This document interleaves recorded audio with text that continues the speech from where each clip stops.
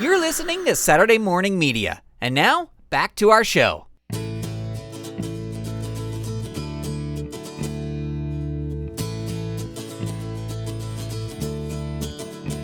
Here we go. Welcome to the Grantcast. My name is Grant Baciocco, and it is a pleasure to have you here. Welcome back. I am recording this on Sunday, August 6th, 2023. It is 9 o'clock p.m. Pacific time, just so you can picture, just so you know what's going on. I'm super happy to have you here listening along. Thank you for downloading. Thank you for subscribing. And a big shout out to all of our Patreon patrons who help keep the lights on. And some of the Patreon patrons actually get to see the lights that are on behind me because they get to watch a video of the recording of this episode. I apologize that it has been some time since there was a bit of a break. I had a bunch of stuff all at once. For some reason this year, I didn't have a lot to do this year or a lot on the calendar at the beginning of the year, but it all stacked up in July, and it was like boom, boom, boom.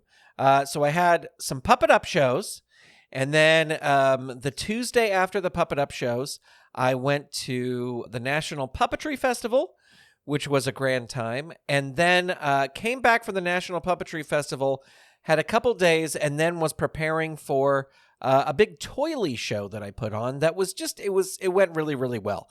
And it was Bill Larkin, who I've known forever, Chad the Bird, the amazing Sarah Hester Ross, John B. DeHaas, and Toily Tea Paper. It was sold out. It was a great time. And yeah, it was just a lot of fun. If you subscribe to Toily's YouTube channel, or if you want to go visit it now, because by the time you hear this, this video will already be up. But the video of Toily's set from there will be out on the channel, because you're probably not going to hear this for a couple weeks after I record it. After the Toily show, John was out here, and so we went to Disneyland and Knott's Berry Farm.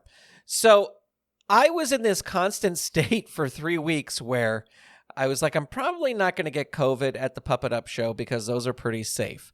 Maybe get COVID at the National Puppetry Festival.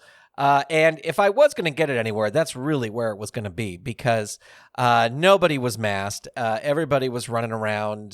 There were other conferences happening at the college. It was at the University of Maryland. There were other conferences happening at the same time.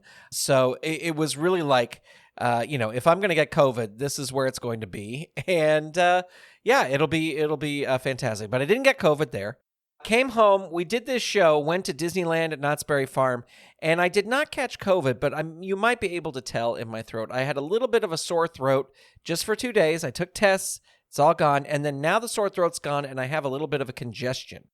Other than that, still I have not tested positive for COVID or anything like that, so just caught a little bug. I think it was just lack of sleep, basically what it was. But anyway, that's not what I'm here to tell you about. I'm here to tell you about a water heater box. That's what I'm here to tell you about, is a water heater box. Our house sold, finally, and it's finally closed, and we finally got the check, and it was all done. I know I've talked about this before, so just this past week.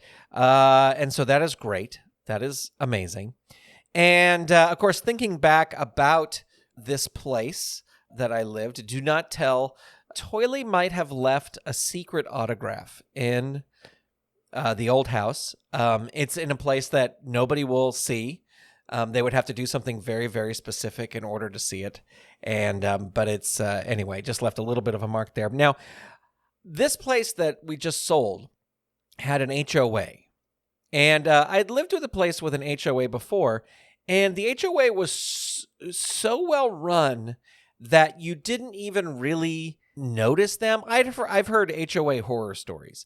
And so the place, not this last place, but the place before had an HOA, but like we turn in our check every, at the end of, at the beginning of every month, never really had to ask them about anything or to do anything.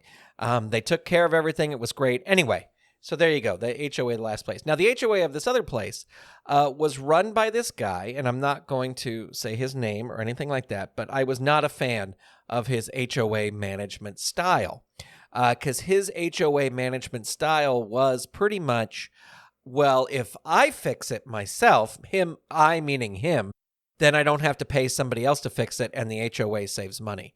So we had just a lot of like kind of ramshackle MacGyvered things throughout the entire property.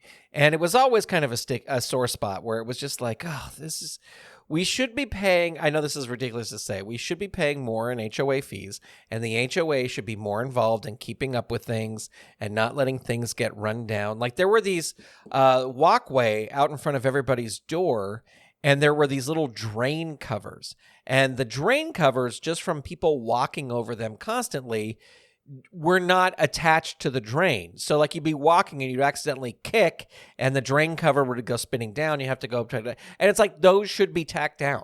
They should be tacked down. But, he'd have to get out there and do it, and he just never did it. There's a story about, we wanted to put fencing up. We had an underground garage, and there was fence, like a wrought iron fence around it. But there was a section that did not have wrought iron fence. And we had a couple instances where people hopped over that section of the fence down into the garage. We were very lucky. Nothing ever happened to our vehicles. But one of the other tenants was like, you know what? I go down there to my car late at night. I come home late at night. I get out of my car. I don't want to be surprised by somebody down in the parking garage. And so this tenant went out and got a full estimate of what it would cost to make wrought iron fencing all the way down this wall so that nobody could get in. And the wrought iron would match the wrought iron that was already there. So the one and only, in the 5 years that we lived at this address, the only time I went to an HOA meeting, there was only one meeting, and it was about this fence idea, this fence discussion. And she presented her case about everything, about this is how much it'll cost. It's going to be $5,000, da-da-da-da-da.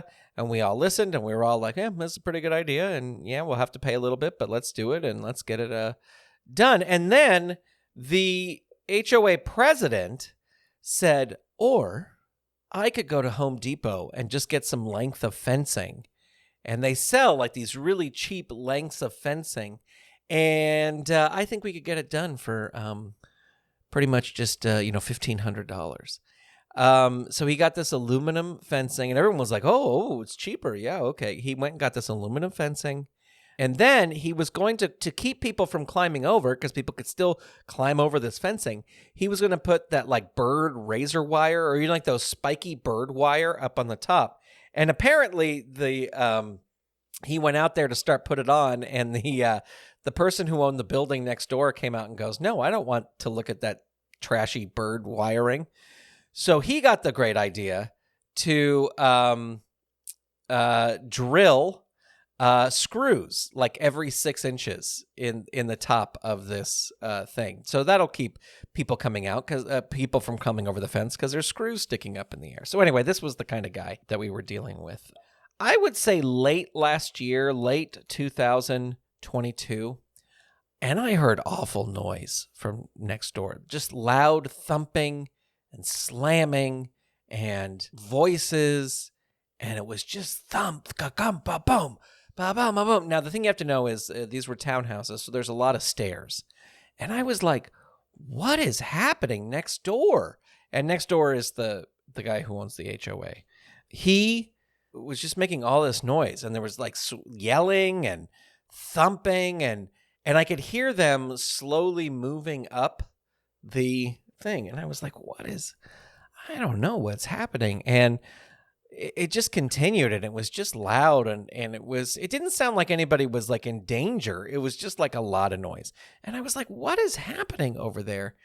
And about an hour later, I left, and out in front of this guy's place, their door, also our front door, was a water heater box with an old water heater in it. And I was like, oh, that's what he was doing. Because I think I've said this on the show before. Whoever built these places had the great idea to put the water heater and the washer and dryer at the very, very top floor. So he was changing out his water heater. So then later, the water heater box. Now remember, this is like November, December of 2022.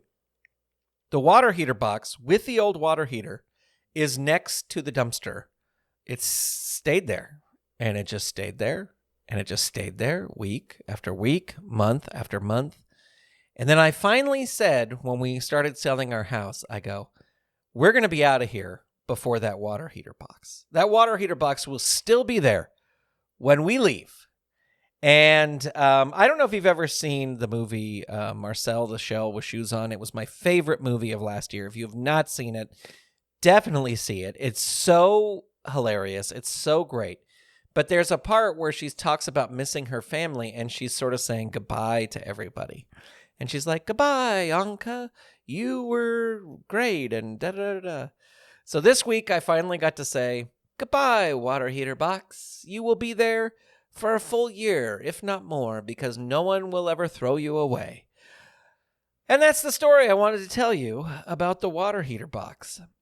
Well, that's going to do it for this episode of the Grantcast. I want to thank you all for watching. Thank you for downloading. Thank you for listening. I will be back soon with more stupid stories about stupid things. But just want to say thank you. Thank you so much for listening. This episode of the Grantcast was edited by Stephen Staver, who probably did the artwork as well.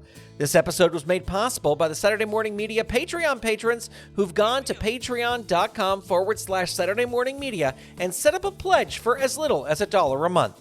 Big shout out to all of our patrons, and a special shout out to our patron producers, Eve Cunning, Kathy Crawford, Andrew Calcagno, Tony Urbano, Brandy, David Akers, Paul, Scott Armstrong, and Vicky Sebring. Patrons at the behind-the-scenes level and above get access to a video of the recording of this episode, in addition to getting the episodes before they are released. If you would like to become a patron and get some of these goodies, visit patreon.com/Saturday Morning Media today and set up your monthly pledge for as little as $1 a month. And thank you for your support. This episode of the Grantcast is copyright 2023 Saturday Morning Media Grant Baciocco, executive producer. All rights reserved. www.saturdaymorningmedia.com.